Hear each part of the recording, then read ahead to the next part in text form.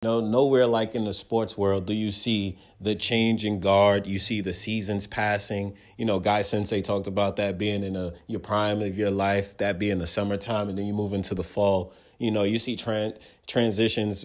Tom Brady retires. You think that Patrick Mahomes is going to take over, but then Tom Brady unretires. So you don't know how that's going to go. In basketball, you see it now with, Giannis. You got Ja Morant, Jason Tatum. You got a lot of young guys, Devin Booker, who are on the rise, where guys like Kawhi Leonard, Steph Curry, battling injuries all the time, LeBron James coming towards the end of his career. So you see the tide changing. And even in other sports, like even in wrestling, like Triple H, I don't follow wrestling anymore, but Triple H retiring was news to me because it was like, wow, certain things you almost forget that they're there, like, Triple H, The Undertaker, Stone Cold, The Rock. These are the wrestlers I grew up watching. You still see The Rock all the time. He's doing his movies or whatever. Stone Cold, he's doing commercials, beer commercials with Ice-T these days. The Undertaker, I believe he's doing like podcasts with himself now. He's been retired for a little while.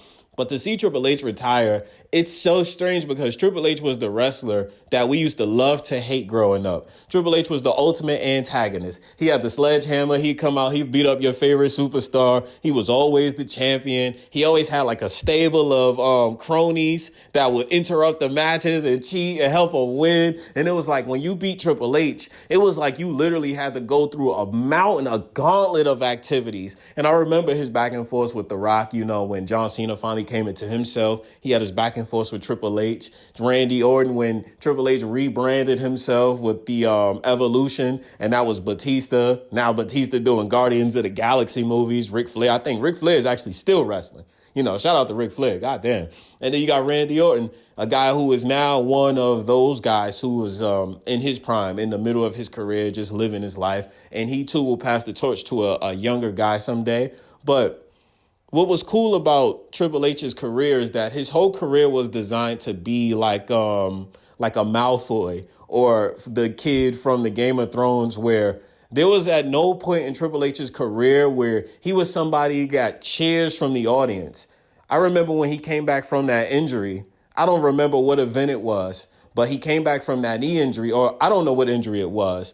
But he got a standing ovation. He got that cheer from the crowd. He had on that little jean, like a jean jacket with a hoodie or whatever. I remember that. But I don't think there's ever been a time outside of that moment. And again, I couldn't tell you anything about wrestling these days, but I don't think there was ever a moment outside of that time where Triple H ever got applause for what he did because of how he designed his character arc to be. And it's crazy to think that this is a man who won't be around anymore because you used to love to hate him. It's like, who's going to fill that void, the void of a villain? I know they have like a series going on about villains in the WWE, but to be an ultimate villain, to be that grand antagonist, to be like a Madara, to be that constant thing in the back of the main character's mind as that, the Fire Lord. And in wrestling, like no other, you could really be a true villain. There's nothing better than a true villain. And Triple H was a true villain in his time. Respect the man and, whatever his endeavors, because he been in Vince McMahon's back pocket forever. He's been in the family forever. He's married to his daughter. So, Triple H is going to be fine in his life, but every athlete has two deaths. So we'll see how he handles his first one. But it's been a pleasure to watch a guy just be a villain night in and night out, but be that mountain, be that hurdle that your favorite character, the protagonist, has to go through in order to achieve success, which makes it all the sweeter. So shout out to Triple H.